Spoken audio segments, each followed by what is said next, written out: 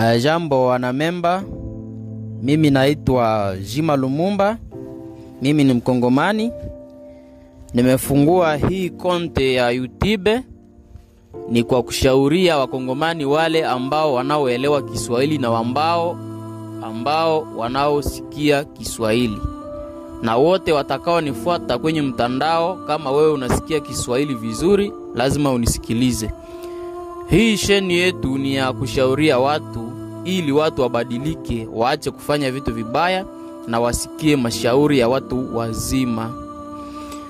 Wanasemaka hivi kwa lugha yetu ya huku Kongo, kwa sababu tunaongea Kifaransa.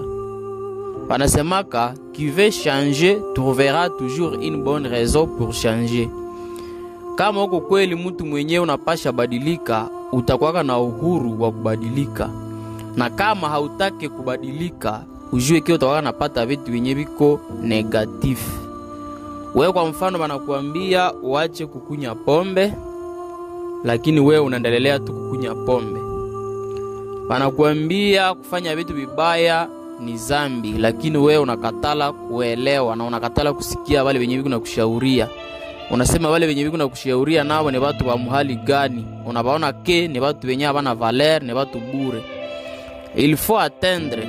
Il faut kwanza unaattendre, unasikiliza na unaelewa baadaye.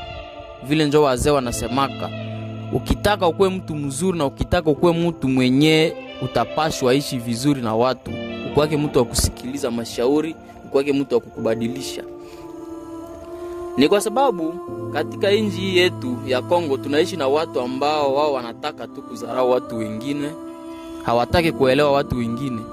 Tunajiwazia sisi wenyewe tunakuwa na akili, sisi wenyewe kivyetu. Hatuelewe ya kwamba sisi binadamu hatuna akili hata kuliko ujinga wa Mungu. Mmenielewa vizuri?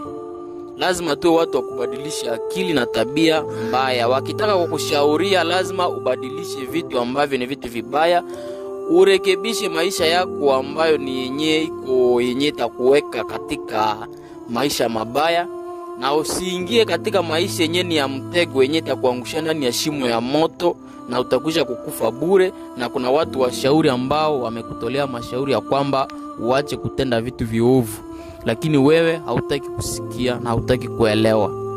Mimi naitwa Jima Lumumba. Tumefungua hii konti yetu. Uko ukitufuatilia, unajiabone, unakomande na unapartager hii video yetu. Tuko kwa YouTube kila siku, tutakuwa tukikutolea mashauri.